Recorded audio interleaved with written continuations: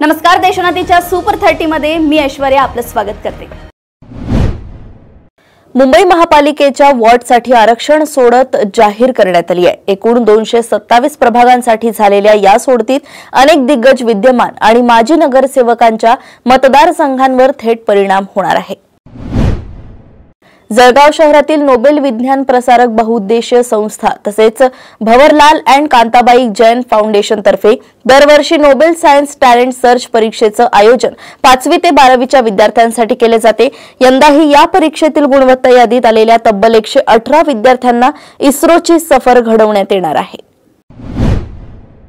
कार्तिकी एकादशी वारीला निघालेल्या वारकऱ्यांच्या दिंडीत भरधाव कंटेनर शिरल्याने महिला वारकऱ्याचा मृत्यू झाला असून 8 जण जखमी झाले आहेत। ही घटना आज सकाळी 6च्या सुमारास घडली आहे।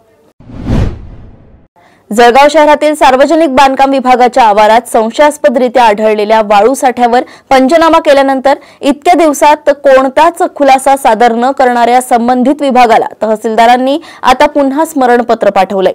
7 दिवसांच्या आत खुलासा सादर न केल्यास थेट दंडात्मक कारवाईचा इशारा दिलाय। खरेदी केलेल्या क्षेत्राची नोंद 7/12 उतार्यावर चुकीची झाली होती। ही नोंद दुरुस्त करण्यासाठी 4 लाखांची मागणी करून तडजोडी अंती 2 लाख रुपयांची लाच स्वीकारताना देलवडीच्या तलाठ्याला लाचलुचपत प्रतिबंधक विभागानं बोरी पारधी येथे सोमवारी रंगेहात पकडले।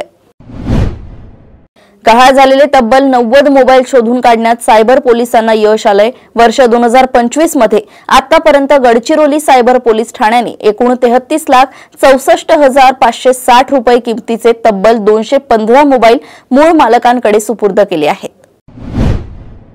मुख्यमंत्री सौर कृषी वाहिनी योजनेतून तयार होत असलेल्या पथरोट येथील उपकेंद्रात 10 MVA पॉवर रोहित्राच्या कामास सहाय्यक अभियंता दिगंबर मौदेकर यांच्या उपस्थितीत प्रारंभ झालाय। शेतकऱ्यांना दिवसा सलग 8 तास वीज पुरवठा उपलब्ध होणार असून शेतकऱ्यांतून समाधान व्यक्त होतंय।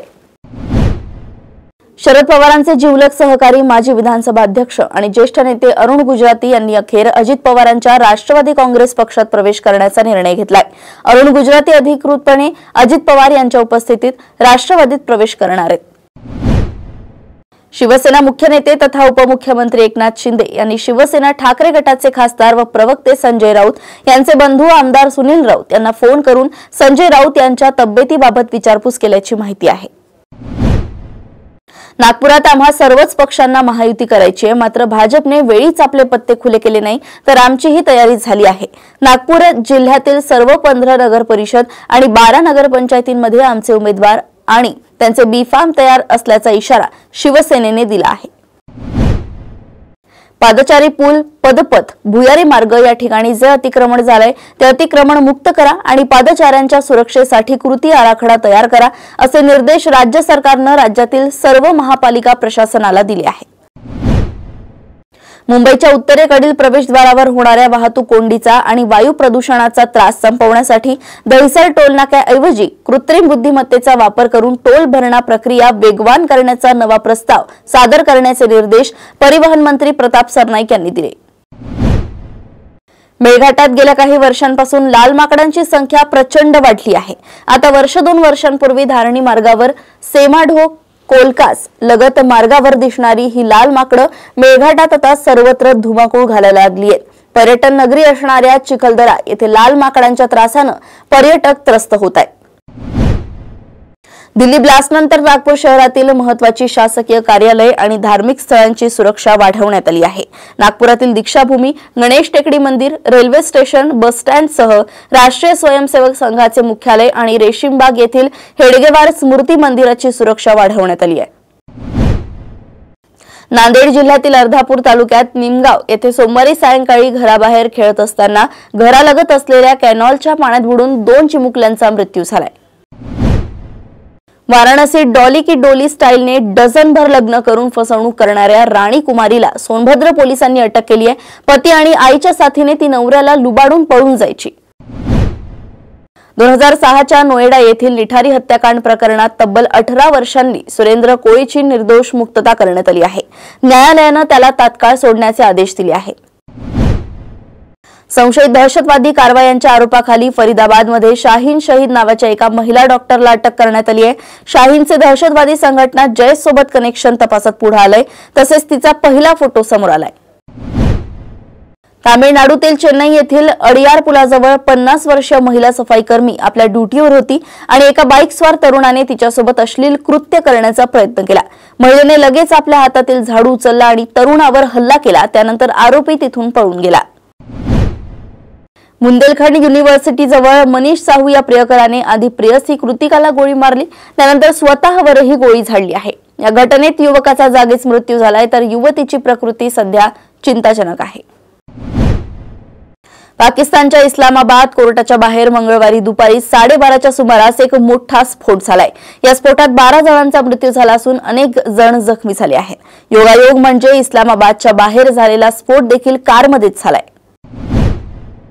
शनिवार हजारभर उड्डाणे रद्द झाल्यानंतर रविवारीही अमेरिकेतील विमान कंपन्यांनी 2100हून अधिक उड्डाणे रद्द केली। याचा मोठा फटका आंतरदेशीय विमान वाहतुकीला आणि हजारो प्रवाशांना बसलाय।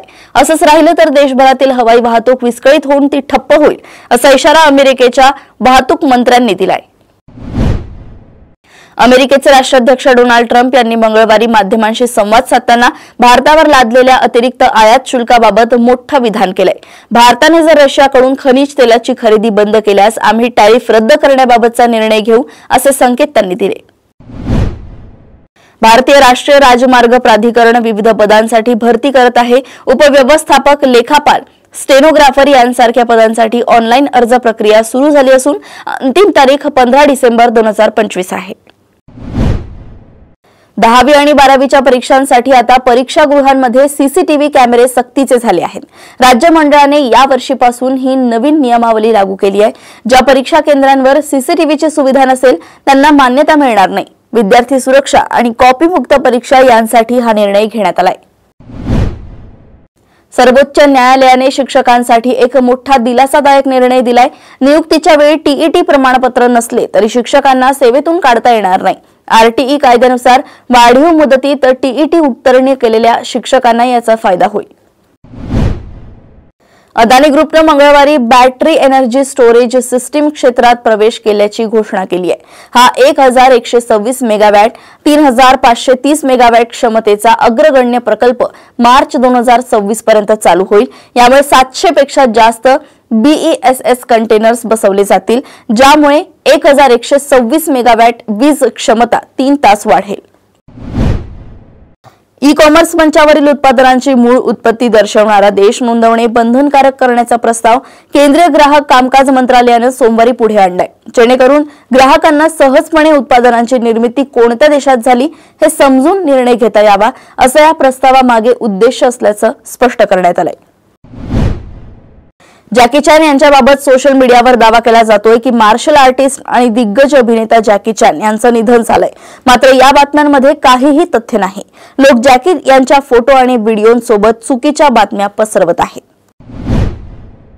पाकिस्तानचा वेगवान गोलंदाज नसीम शाह एकीकडे टीमसोबत श्रीलंकेविरुद्धच्या पहिल्या एकदिवसीय सामन्याच्या तयारीत व्यस्त असताना त्याच्या पाकिस्तानमधील घरावर अज्ञातांनी गोळीबार केलाय।